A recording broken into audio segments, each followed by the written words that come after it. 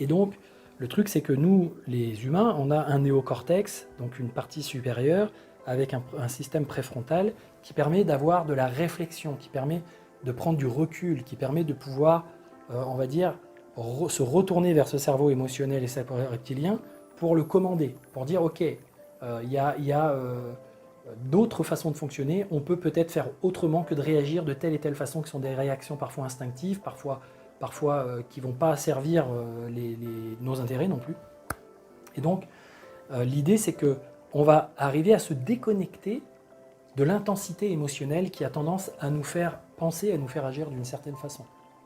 Ce qu'on va appeler un peu de la sagesse, d'une certaine façon. C'est-à-dire on va être plus sage, plus raisonné, plus raisonnable. On va sentir qu'il y a des émotions et qu'il y a des énergies qui ont besoin de s'exprimer, peut-être d'exploser, mais il y a quelque chose en nous qui va dire « Hey, attention là, si tu fais ça, tu risques de provoquer des choses qui sont irréparables ou qui sont vraiment difficiles et qui ne sont pas tolérables ou qui ne sont pas possibles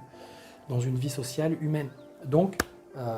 l'idée, c'est pas forcément de refouler ses instincts, c'est pas forcément de refouler ses énergies, c'est de les transmuter, d'aller chercher la puissance qui est à l'intérieur, le désir qui est à l'intérieur, ce qui cherche à exister au travers de ça, et d'essayer de le faire d'une façon davantage bienfaisante, davantage bienveillante. Et parfois, cet animal en nous va nous mettre dans des situations de traumatisme, va nous mettre dans des situations de peur, va être, on va dire, effrayé à l'idée, par exemple, de réaliser quelque chose. Pourquoi ? Parce que quand je vais penser à ce que je vais vivre, je vais parfois y penser en étant associé, c'est-à-dire associé à mes sens, c'est-à-dire de l'intérieur de mon système reptilien et limbique, et avec tous les systèmes des aires visuelles, auditives, kinesthésiques, etc., je vais être complètement à l'intérieur de mes sens, donc je vais capter la réalité, et quand je vais me projeter dans une situation future, par exemple avec une personne qui m'intimide ou que j'imagine pouvoir me faire du mal, alors mon système nerveux va prendre cette imagination comme une réalité. Pourquoi ? Parce que c'est les mêmes aires cérébrales qui, d'une certaine façon, gèrent la réalité qui est en lien avec ce que perçoivent vos sens externes, que la réalité qui est gérée quand vous utilisez votre imagination et vos sens visuels, auditifs, kinesthésiques internes. Et vous savez bien que si vous fermez vos yeux et que vous imaginez des choses, vous allez en ressentir les effets. Si vous imaginez manger un citron, par exemple, vous allez sentir l'acidité à l'intérieur de votre corps, de votre bouche, etc.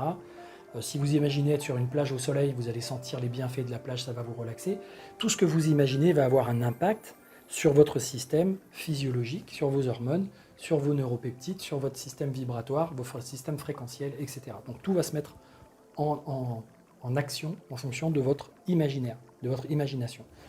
Donc si vous imaginez les choses vues de l'intérieur, vécues de l'intérieur, alors dans ce cas-là, il n'y a plus la possibilité d'avoir du recul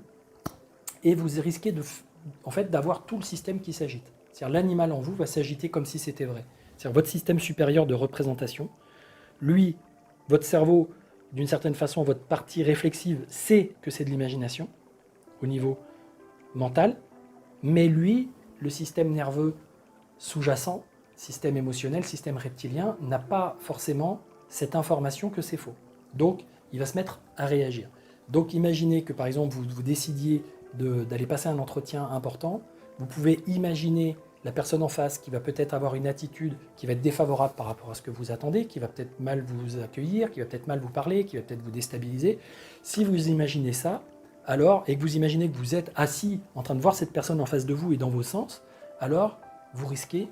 de vous agiter, vous risquez de mettre en œuvre des animations intérieures qui ne sont pas les bonnes, des états intérieurs qui ne sont pas les bons,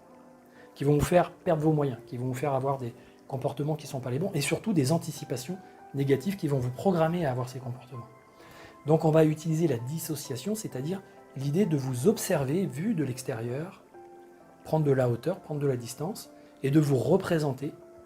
avec votre corps comme étant celui d'un personnage qui vous représente dans telle ou telle situation, qui est en train de faire les choses, comme un acteur que vous regarderiez dans un film. Imaginez que vous êtes projeté dans un film de cinéma et que vous voyez en tant qu'acteur dans ce film. À ce moment-là, vous pouvez imaginer et vous pouvez laisser plus de place,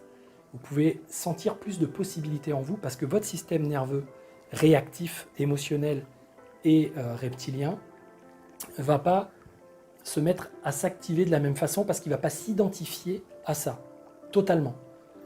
C'est-à-dire qu'il y a une part de vous qui sait que c'est vous, mais en même temps, vu que c'est vu de l'extérieur, que c'est perçu de l'extérieur, alors votre système nerveux se dit « ouais, mais c'est pas tout à fait moi ». Donc je peux lui faire des choses, je peux lui faire oser faire des choses, je peux lui permettre de s'imaginer réussir des choses, qu'en temps normal, si j'ai l'impression, ou si le système nerveux a l'impression d'être totalement immergé, ne va pas faire parce qu'il va y avoir des peurs, il va y avoir des blocages, il va y avoir des choses en lien parfois avec des traumatismes qui vont s'activer. Donc l'idée de la dissociation, c'est que vous pouvez vous dissocier même à plusieurs reprises, c'est-à-dire vous pouvez vous dissocier de la situation dans laquelle vous voyez actuellement dans le présent, ou dans une situation dans laquelle vous voyez dans le futur, ou d'une situation dans laquelle vous vous êtes vu vivre des choses dans le passé. Donc ça, par exemple, pour traiter des traumatismes, c'est très puissant, puisque plutôt que de revivre la situation de l'intérieur de votre corps, avec tout votre système nerveux qui se réactive et qui se remet à éprouver ce que vous avez éprouvé à l'époque, et qui vous fait paniquer, qui vous fait avoir peur, etc. Vous pouvez vous voir dans la situation, vous pouvez apprendre à votre cerveau à le gérer différemment, à le ressentir différemment, vous voir en train de vivre les choses avec du recul. Des fois, vous pouvez vous dissocier une première fois, vous pouvez vous dissocier une deuxième fois, c'est-à-dire vous allez avoir une partie de vous qui va regarder une partie de vous qui regarde vous dans la situation. Tout ça, ça se développe bien sûr, mais c'était pour vous dire que cette notion de dissociation est très importante. Elle peut parfois devenir maladive quand elle est exagérée et qu'elle est permanente, c'est-à-dire qu'il y a des gens qui sont toujours en train de vivre leur vie à l'extérieur d'eux-mêmes et de s'observer en train de vivre leur vie. C'est-à-dire qu'ils ne pensent jamais à eux dans leur existence comme étant dans leur corps totalement ancrés, totalement incarnés, mais quand ils pensent à eux, ils se pensent en décalage, ils se voient de dos, ils se voient du dessus, ils se voient de côté, ils se voient de face, etc. etc. Et donc ils sont dissociés. Et donc parfois ça aussi c'est compliqué parce qu'ils se sont dissociés une fois, se sont extraits d'eux-mêmes une fois dans leur vie parce qu'il y avait une situation émotionnelle trop difficile à vivre et trop difficile à traverser, pour éviter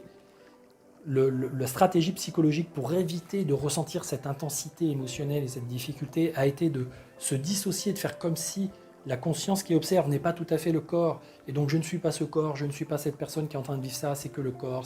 c'est pas moi, etc., etc. Et puis après, toute leur vie, ils vivent comme ça, mais du coup, ils sont plus en lien avec leurs propres émotions, ils sont plus en lien avec aussi la beauté, la puissance des belles émotions, c'est-à-dire l'amour, la joie, la gratitude et tout ça. Et donc, ils restent un petit peu à errer comme à l'extérieur d'eux-mêmes, parce que ça les protège d'une certaine façon. Mais le truc, c'est que du coup, il y a des mauvais sentiments, il y a des sensations, il y a une sensation aussi de vide parfois.